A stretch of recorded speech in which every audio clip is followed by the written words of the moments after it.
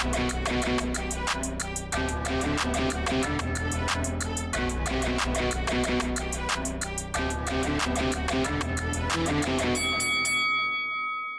guys, welcome to Boxing Squared for boxing news and views from around the internet. Tony Yoka, the French heavyweight prospect, has advanced to 10-0 following a win over Joel Tambwe Djeko. This fight was in France, stopped in the 12th and final round. Bit of an odd ending, and we'll come to that, but Yoka, as a result of this win, picks up the EBU European Union title. As I said in previous videos, not to be confused with the EBU title, which is actually held by Joe Joyce. Joyce was someone that Yoka called out after the fight. We'll get to that a little bit later on. But this was an interesting fight because heading into this one, I had completely dismissed Joel Tambwe Djeko as really any sort of threat, and he didn't trouble Yoka to any real extent, but he was able to make it a bit of a difficult fight at times because of the style matchup. Joel Tambwe Djeko, about the same size, former cruiserweight. He really has had a pretty modest record, but the actual performance by Djeko, he came better than advertised. He was moving, he was rolling with shots, he was just making it a bit tougher for Tony Yoka than actually I think many expected, including myself. There were one or two that came into the preview video and said, look, Djeko will actually probably come better than advertised, and he did, so I'll fall on my sword on that one. I completely dismissed him, thought it would be completely easy work, a stoppage in 3 or 4 rounds, and I don't really have any concerns that this went almost the distance, because I thought Tony Yoka, it was a pretty decent performance, especially given the style matchup.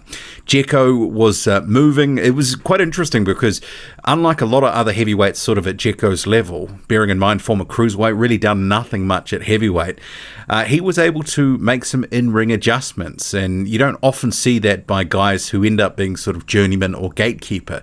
But I think based on this performance where he was able to put in a pretty honest effort against Tony Yoka, he actually came with some ambition. Just his output just wasn't enough.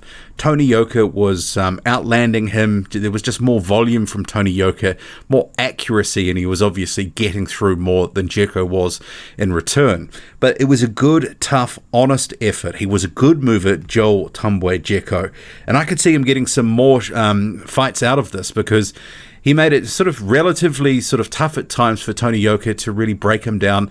But by the end, by the 12th round, Djeko was starting to look worse for wear. And this stoppage was a bit odd because about the 8th round, he sort of saw that Djeko was starting to fade just a little bit. He was getting a bit marked up. The right eye was starting to puff up a bit. And yeah, he was looking worse for wear, where Tony Yoka was looking pretty fresh. And I'll come to Yoka's performance and what he was doing because very patient effort in this fight. But from about round 8 or round 9, he started to sort of turn it on just a little bit more, get a bit more aggressive, and really started to put it on Djeko a bit more. There was a final exchange in that 12th round where Yoka just came in sort of swinging for the fences. There was an uppercut that landed but not completely flush, but a lot of other shots were either glancing blows or missing, and I mean all of this became apparent on the replay.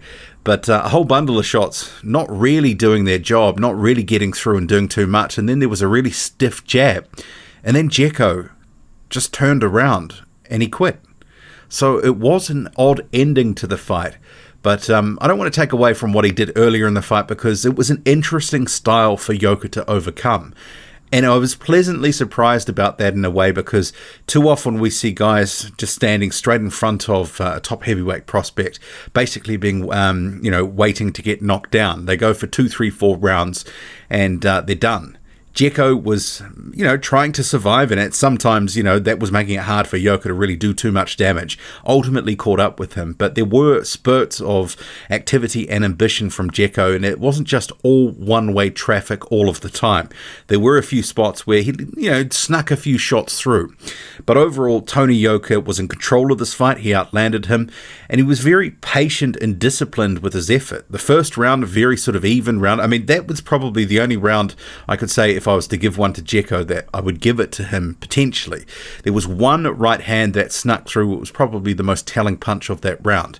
But after that, it was pretty much all Tony Yoka, and especially in round 2. he actually really sort of, was landing a lot of nice shots to the body with the jab, body and head, but also some overhand rights were coming in. He was managing to bail up Djeko onto the ropes and really starting to get to work. But Djeko, as I said, he showed some in-ring sort of adjustments during the fight. From round 3, he was trying to stay away from the ropes, trying to stay more in the center of the ring and moving, circling. And that made it tougher for Yoka, of course, to get to him and really start to break him down. But ultimately, Yoka was doing more, landing more, winning the rounds. And if this had have gone the 12 rounds in full, it was going to be a comfortable landslide decision. But there were sort of, I think it was rounds 3 to about 8 or 9. Tony Yoka, just a really workman-like performance, boxed within himself, didn't do too much, nothing flashy, no special effects or anything like that. Just picking shots, trying to be accurate with the jab. But at the same time, he didn't really look like he was hurting Djeko as well, but he was boxing the rounds, getting them under his belt. But then he started to ramp it up. And from that point onwards, you sort of thought, well, he might be able to get Djeko out of here. And he did. It just sort of came quite unexpectedly when it did happen. As I say, a little bit of an odd ending. But actually not bad rounds for Yoka.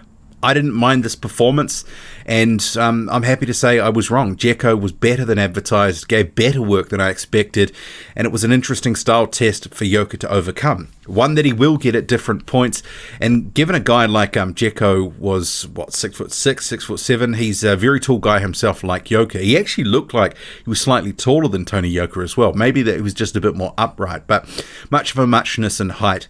Afterwards, though, you had Tony Yoka.